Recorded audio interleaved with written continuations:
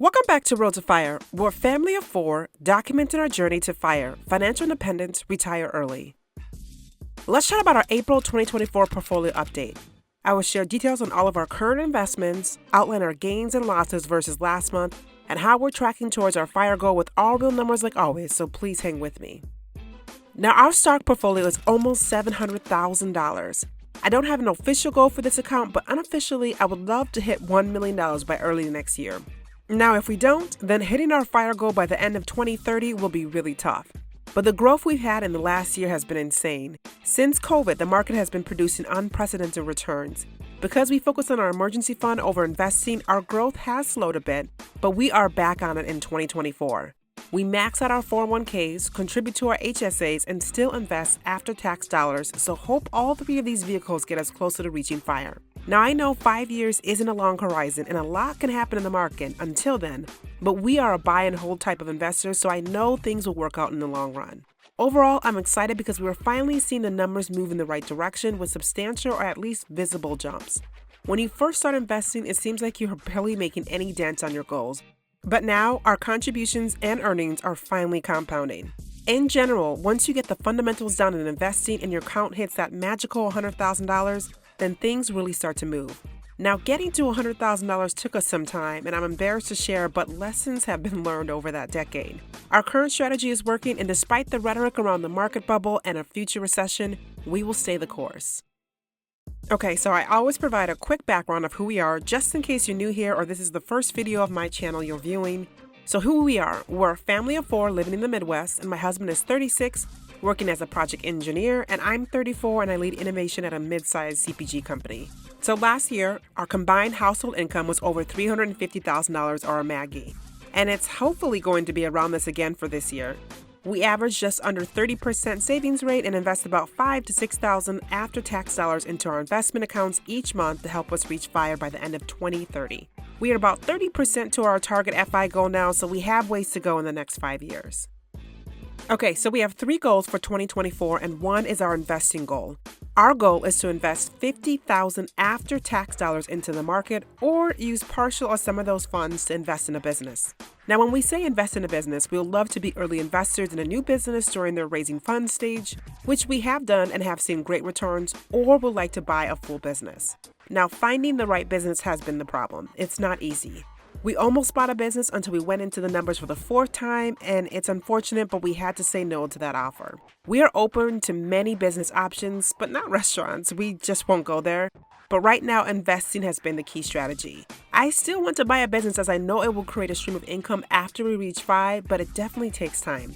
We might not find the right business until next year or so forth. Through March or year to date, we have invested $10,225 into the market, so about $40,000 is left for the year for us to hit our overall goal. So this is where we landed last month in our stock portfolio. We had about $648,000 invested in the market, and the majority still sits within our IRAs for my husband and me in our Vanguard accounts. This account hosts all of our past 401ks from previous companies. We always transfer them over when we leave the company and move them into our Vanguard accounts after leaving the organization. We then have finally crossed over $100,000 in our after-tax brokerage account, and that represents our FIRE Bridge account in retirement. March was the last month we focused on building our emergency fund and started the shift into investing more for the remainder of the year. We did make a few small individual stock buys due to the hype, but the majority of our investments went to VTSAX and our brokerage accounts. March was good for us. Now the goal is to grow our FIRE Bridge account. Our after-tax brokerage account or FIRE Bridge account is finally over $100,000. That was a huge win for us last month. Right now, most of our investments are in our IRAs, which isn't a big concern as we plan to do a Roth ladder conversion way later in our journey, but I wanted us to have easy, accessible stocks in the meantime. We created this account just a few years back to work as a bridge account for FIRE before we tap into our traditional retirement accounts. All of the funds we invest in outside of our funds for our children are funneled into this account. The plan is to leverage this account first in FIRE, along with our other streams of income, so this account will remain our focus for the next 5.5 years. When we created our FIRE number, we didn't, by design, add in any of our streams of income. For example, rental income, YouTube income, consulting income, business income, interest, and dividends were not included in our plan. Now, we do expect to have them as streams of income after fire, but we wanted our investments to cover all of our expenses. To stay on track for the 2024 goals, we will need to invest at least $4,500 a month into this account. Now, I'm focusing on our contributions, not our earnings, because I can't control the market. But overall, I feel it's doable, especially this month because we're currently tracking on what we expected to give to invest. Now, I do expect this number to increase over the next few months as we shift into the summer. For example, school will be out and we will no longer have to pay my son's monthly tuition fees, so we'll be able to funnel all that additional income into investing. Also, my daughter has moved into an older toddler room and that has decreased her monthly daycare bill. Likewise, and for any other new free income we find, we will continue to shift those funds into investing to hit our overall goals. Okay, so here's the snapshot of our investments for April. Keep in mind, these are the balances as of the end of March or through the end of March. Now, when I review our investment portfolio, I always break it out by what type of investment accounts we have, and I outline the balances in each individual account. Okay, first are our IRA accounts and Vanguard, which is still 48% of our total portfolio. That's slightly down 1% from last month. The balance is just over $328,000. Again, our IRAs hold all of our old 401ks from past jobs, and we don't contribute to this account right now. Next is our after-tax brokerage account, which has a balance of just over $109,000, representing about 16% of our total portfolio. Our equity stock line did not change and is the same from last month until we get the next valuation of the organization. We invested in a family business almost 2 years ago, and our current stock value is at $75,000, which is very conservative. Next is our company's 401ks for both myself and my husband. The balance is just over $60,000. Now, it's lower as I've been in the company for about 1 year and my husband has been about just over 2 years.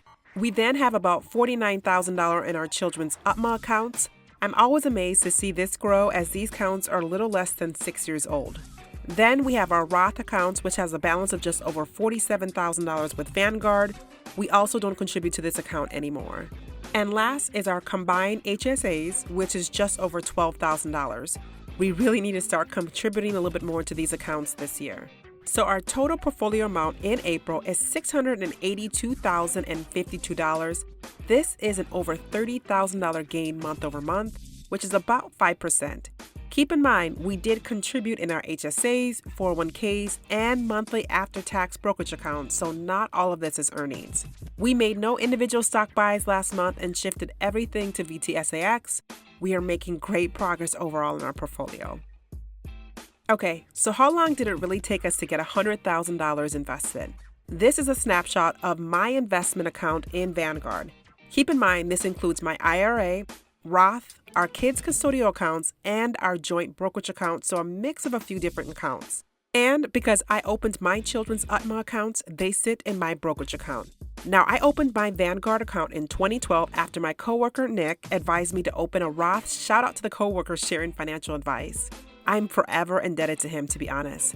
But despite opening the account over 10 years ago, I didn't send much money into the account. In fact, if you see the lines, you'll notice that from April 2014, this is an overall 10-year view, to August 2019, there was minimal movement. But it took this account 7 years to hit the $100,000 mark. Now, I wish I can go back in time and tell myself to wake up, start investing. But it wasn't until I was in my late 20s that I started realizing the importance of investing, and that's when I found FIRE. Look here, after we hit the $100,000 mark in 2019, things started to grow quickly, and after almost 5 years later, the account is now over $445,000, or 4 times the original size. This is the power of compound interest, and to be honest, a mental shift. 2019 was an inflection point on a personal, spiritual, physical, and of course, financial level for us. But I can't wait to see what the next 5 years have in store. Okay, so here's our investment tracker for the year. I track our investments, net worth, and all of our numbers at the end of the month and post or share at the top of the next month. So that explains why January is missing. Numbers in April are through the end of March and so forth. But month over month, we had about a 5% increase, which is great, and shows the strong month March had in the markets. But what does this mean for our total FIRE goal? Our goal is to have $2.7 million invested in the market for our expenses and our children's college fund. Right now, we are about 25.1% to goal. so we definitely have ways to go. Now, I don't know how things will be going forward as we can't predict the market fluctuations, but we will keep investing at the same rate we're doing right now. But I'll be a little bit more confident of our FIRE timeline and our overall expectations if we were closer to that 33%, but only time will tell. I'm curious though, do you track your investments monthly, and how often are you signed into your brokerage account? Let me know below in the comments. So we need to gain $2 million in about 5.5 years. Now, 25% sounds far, but saying $2 million in 5.5 years, that seems impossible. We have a long way to go, and I'm kind of doubting our timeline just a little bit. But I expect our income to keep rising. I expect our monthly expenses to stay fixed, our monthly investments or contributions to continue to rise. So I expect some market shifts, so it might be possible, or not.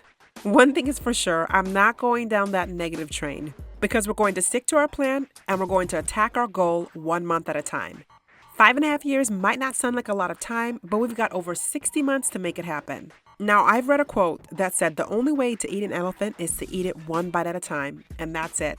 But we might make a few more sacrifices or shifts in our finances, to be honest. I won't lean into the rice and beans, but we love our stew and chicken too, but we can make some slight adjustments. After reviewing our numbers, I know we can do a bit more and stretch our income a little bit more, and I will share this in the coming weeks. A few years of sacrifices or adjustments for a lifetime of financial freedom will definitely be worth it in the long run. Now, if you made it this far, thank you so much for watching. But don't forget to like, comment, and subscribe below. Until next time.